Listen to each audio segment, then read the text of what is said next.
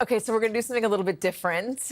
Last night, I got the great opportunity of being able to moderate a discussion with Phil Rosenthal from Somebody Feed Phil on Netflix. Great show, travel, eating show, community show. And it was a nice break for me because all I do is talk about politics and the terrible state of the world.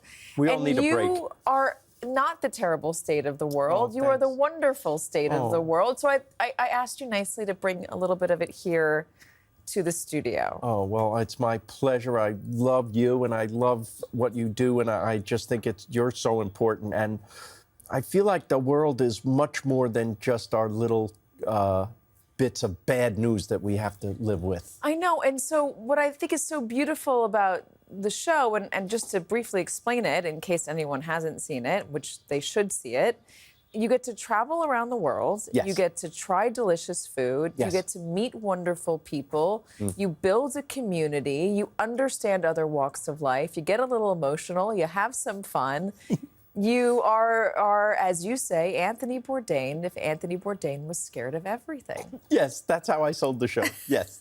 But I have to tell you, I'm just hearing you say what the show is, it sounds like a scam.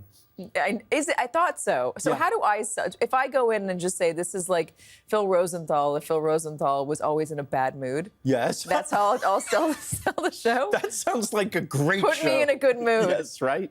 I think, if I can inspire one little kid or even an old person like me to travel, my job is done.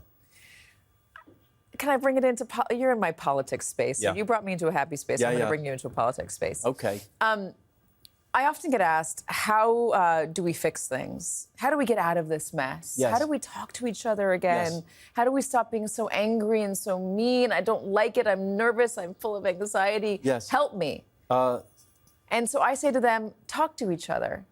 And they look at me skeptically as if that could never solve a problem. But you've experienced this. Of course. And food is the great connector. So let's say we don't even speak the same language, but we all eat.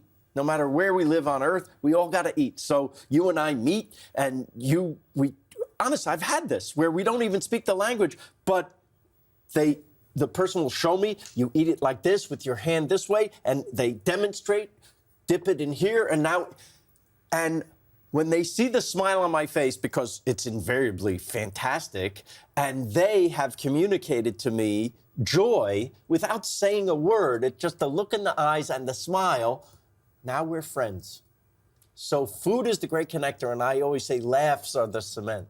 What if people are saying, I'm not sure that I can connect any longer because the person that I need to connect with is somebody that I'm scared of, or whose values I don't agree with, Yes. or whose beliefs I find reprehensible, or I think they're ruining the world and ruining the country. How can I talk to them? Take a break to eat. Everybody takes a break. I imagine on Capitol Hill, they could be fighting all day, but then they go and have lunch and they're better. At least they're human. The thing we need to do right now is get back to humanity. I never thought my show was political in any way.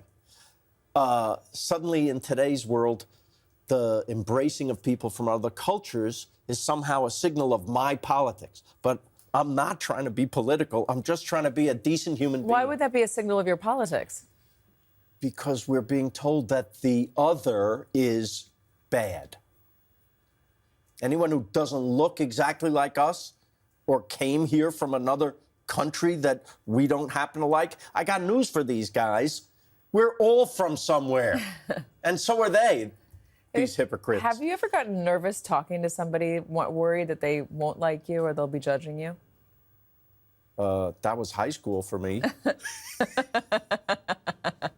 No, on the show. I mean, you're an American guy. Yes. Have you walked into a restaurant or have you gone to meet somebody who you thought, well, we're not supposed to get along?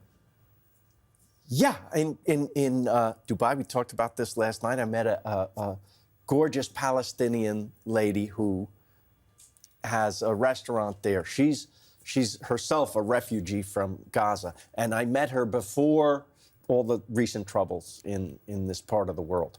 And she's in Dubai. She opened an award-winning restaurant called Beit Mariam, and her name is Salam Dukak. And if you're in that part of the world, everybody, I would check it out because the food is phenomenal. And she made me, it's in the show, she made me food from her hand, some lamb kibana, and she put it in my hand and she said, have it with this lettuce, put a little piece of onion on it. And I took a bite and I was floored. I was transported. It was gorgeous. It was like supernatural. I got emotional. I don't know why. But we hugged. I fell in love. You know, history and the news tells me I'm not supposed to be friends with this Palestinian lady and she's going to hate me for my background. No, we were and are friends. And to this day, all through all the recent troubles, we DM each other messages of love and peace and hope. And, you know, I say that of course, this is not the answer to all the troubles in the Middle East, but it's my answer. It's a start. It's my answer. It's how I became friends with a Palestinian person. So you've been all over the world. Yes. You also went to Washington, D.C. Yes. And you told me this was one of the hardest places you had to book in terms of getting two specific kinds of people to sit down Yes. with you to enjoy a meal. You've been to Dubai, you've been to Tokyo, Yes. you've been to Singapore, you've been to Barcelona, you've been to Amsterdam, you've been all over the world, yet Washington, D.C. was the one place Yes. where you ran into trouble. What happened? Harder than the Middle East was getting a Republican and a Democrat to have lunch with me. It took me months to get. Why? We see why. But it's stupid. When I got them together, they were great. And they were on a bipartisanship committee, which I don't even know, does that exist anymore? A bipartisanship committee, I think if it does, it's a very quiet place right now. right? And they both told me this was Republican representative from Pennsylvania, Mr. Fitzpatrick, and Pete Buttigieg. And they were on this bipartisanship committee. This was before the last election. And they said it's the number one issue is this. And I would say, and I bet you'd agree, of course, we can't do anything unless we talk to each other. Bipartisanship is the number one issue. In the country. We can't solve anything unless we work together. Did you get a sense that they wanted to, but they were constrained by something? Were they Yes. constrained by their colleagues or Probably. by voters? Probably. But these two individuals had enough guts, Chutzpah. yeah, to say, we're doing it. What'd you eat? Beautiful food in D.C. Oh, goodness, I'm sorry, I forgot the restaurant's name. But it was great, and we all agreed that it was an ethnic restaurant, I remember, and we all agreed that our dads would never have eaten this food. I want to ask you to tell me a fun story, and this is one that was my favorite from last night, so I'm going to make you do it again. Okay. So we've all had, growing up, we all have jobs that lead us to the jobs we're currently in. I've gotten fired from every job that I've ever held, except for This one. This one, being a news reporter and a Nice. news anchor. I got fired from, I worked in a lingerie store. I spilled ketchup on some of the stuff, and I got fired from that. I got fired from, this is in college, I got fired from every restaurant job I've ever had. I never Were even you a made server? Nope, never made it past hostess. Oh. They fired me at hostess. They said, get out of here. Wow. So this is the only thing I've been successful at. Well, you're very good at this, so. Thank God for now. Otherwise, we're going to have to talk about how my kids are going to eat. But you've gotten fired from one job in particular for Yes. doing one thing in particular, and I think it's a freaking awesome story. Tell me. I was 21 and I was a guard at the Metropolitan Museum of Art. And at one point I worked the graveyard shift, which is midnight to 8 in the morning. And I thought I could do this because I was 21. I thought I could stay awake, and I couldn't. And they found me one morning at 5 a.m. So I want to think it's like you're at the night of the museum. Was that Yes. movie? Was that Yes. what it's called? This And was you before were- that. It was before that. I was the So original Night Were at you the riding like a Tyrannosaurus Rex, a set of bones? Is that why you got fired? No, they found me in a period room, in a gallery, in an exhibit, on a 300-year-old bed. Asleep. Yes. Dead asleep. Keys over here, flashlight over here, a little drool on the pillow maybe, and they fire you because they don't like you touching the art, let alone sleeping on How it. did you make it onto that bed? I just remember being in a stupor because I think I had a cold and I was on cold medication also. And I just remember walking in a daze. Oh, I saw a bed. Over to the bed. Bed. Bed. And then all of a sudden, the next thing I knew, a big supervisor was shaking me, going, "What are you doing?" And I remember looking up at her and thinking, "How did you get in my room?" And I was fired. And it was the most humiliating thing that had happened to me in my whole life. And what lesson did you learn from that? The lesson was not learned until 9 years later, when I was in Hollywood and I was going to start writing sitcoms with a partner. We needed a sample script, so we wrote a Roseanne. What should the story be? And I said, what if the dad needs extra money so he gets a job on the night shift at the local museum and he falls asleep on a 300-year-old bed? And the agents, when they saw this, said, what an imagination. So that started my career. So the lesson is, live your life, people, because you never know what's going to be useful later. It might be the most humiliating moment of your life, but 9 years later, it could be the ticket to everything. Everything is Yes. coffee. Yes. You were behind Everybody Loves Raymond. I was behind it. And one of the reasons that Everybody Loves Raymond is still in syndication, still being rerun and still watched by millions of people around the world. We just celebrated our 30th anniversary. Holy cow. Yes, of being on the air. Yeah. Is because you didn't bring any politics into it. That's right. No topical jokes. That was that was designed that way from the beginning. I didn't want to be topical because I noticed the shows that last deal with the universal issues of relationships, family, character. They didn't talk about the events of the day. The only exception maybe was All in the Family.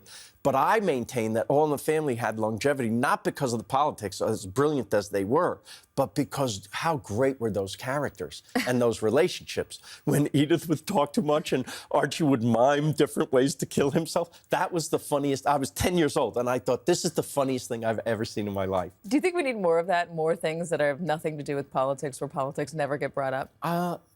Yeah, I A think. break for all of us? I think. Some refuge in this world where everything gets tied back to what's wrong or what needs to be better or somebody getting owned politically? Please, please. I mean, again, the politics of humanity are underneath my show, but I'm certainly not preaching it. I'm talking to you about it now because we're talking. But I think as a writer, it's so much better to say it without saying it.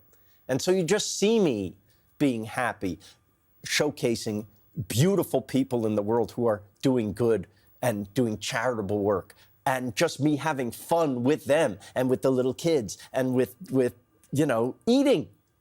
I'm just using food and my stupid sense of humor to get you this real message, which is I think the world would be better if we all could experience a little bit of other people's experience. It's a lot of fun. I discovered it during the pandemic, and I really enjoyed it. And that moment when everyone was scared, everyone felt alone and siloed, I was really pleased to be brought into a world where dining rooms were full and people were embracing and you were eating off each other's plates. And I'm so happy we've made it back there. You've done 8 seasons so far on Netflix. Yes. If you get a 9th season, fingers crossed, where do you want to go? I've never been to Greece. How is that possible? It's a shame. It's the shame of my traveling that life. possible? I don't know why it hasn't happened yet. So But I'm you're gonna dying to go. Greece. Greece, Turkey, Shanghai, most of India. I've only been in one place in India. Most of Africa. I haven't done the safari episode. Have you been on safari? No, I have not. Don't you want to? Can I come? Don't you want to bring the kids on Yes. safari? Yeah. Well, I want them to be maybe a little bit older. You I think- can't trust Eloise not to run into the bush and for me to lose her forever. Yes. Venice, a very good place to bring little kids. Venice. Yeah, that's the first place we brought Ben and Lily to. Here's the thing, and I didn't realize till I got there. Of course this is great, because all the cars are boats. And so it's like the It's a Small World ride, except everyone waving is Italian. All right, it's a perfect place to leave it. Phil Rosenthal, thank you so much for coming in and for giving us all a little bit of a break. We need it. You've got a cookbook out as well, Phil's favorites, Oh, in case you want to make a delicious hamburger or chicken sandwich. yes. Fluffy eggs. My dad's favorite. Also have a diner coming in Max Los and Angeles. Helen's, yes. Just right. a beautiful diner. Come, you're going to come. I'm going to come. Okay, good. I'm going to come. My husband said it was great. He knows things. All right, Phil Rosenthal, thank you so much for joining us. Thank you, Katie. It's good to see you.